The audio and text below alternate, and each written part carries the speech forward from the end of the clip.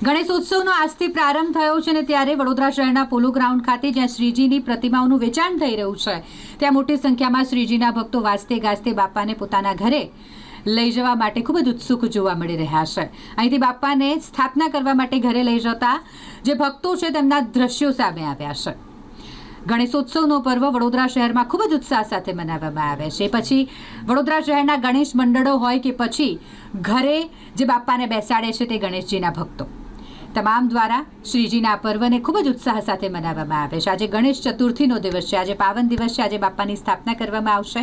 અલગ અલગ શુભ મુહૂર્તમાં બાપાની સ્થાપના પંડાલમાં પણ થશે અને જેઓ ઘરે બિરાજમાન કરે છે બાપાને તેઓ પણ આજે બાપાની સ્થાપના કરશે। અને ત્યારે આજના આ પાવન અવસરે પોલો ગ્રાઉન્ડ ખાતે જ્યાં શ્રીજીની પ્રતિમાઓનું વેચાણ થઈ રહ્યું છે, શ્રીજીની આટલી મન મોહી લે તેવી મૂર્તિઓ મળી રહી છે, ત્યાં શ્રીજીના ભક્તો પહોંચ્યા છે અને બાપાની મૂર્તિ જેને અહીંથી પોતાના નિવાસ સ્થાને લઈ જવા માટે ખૂબ જ ઉત્સુક છે। જે દ્રશ્યો સામે આવ્યા છે પોલો ગ્રાઉન્ડના કે જ્યાં મોટી સંખ્યામાં શ્રીજીના ભક્તો બાપાની મૂર્તિ લઈ જવા માટે પહોંચ્યા છે।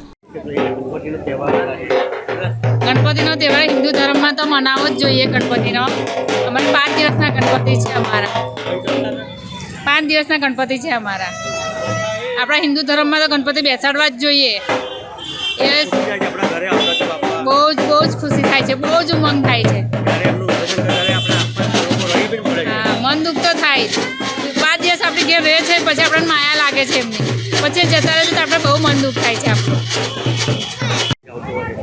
બસ હર્ષોલ્લાસનો ગણપતિનો જે આપણો સનાતન હિન્દુ ધર્મનો જે તહેવાર છે તે હર્ષોલ્લાસ સાથે ઉજવીએ છીએ। દર વર્ષે અમે ગણપતિનું સ્થાપન કરીએ છીએ હર્ષોલ્લાસથી ને માટીના જ ગણપતિ શ્રીજી જે પર્યાવરણને સાથે રહીને પર્યાવરણનું એ પણ એવી રીતે અમે ગણપતિનો હર્ષભેર સાથે ઘરમાં સ્થાપન કરીને તહેવાર ઉજવીએ છીએ। બહુ સારું લાગે છે। બધા ભક્તોનો પણ બહુ સારો મેળાવડો એવું છે ને મેં તો તમારા માધ્યમથી કહેવા માગું છું કે બધા જે સનાતન હિન્દુ ધર્મ પરિવારમાંથી આવતા હોય એમને પોતાના તહેવારો હર્ષોલ્લાસ સાથે ઉજવીએ એવી તમને શુભેચ્છાઓ।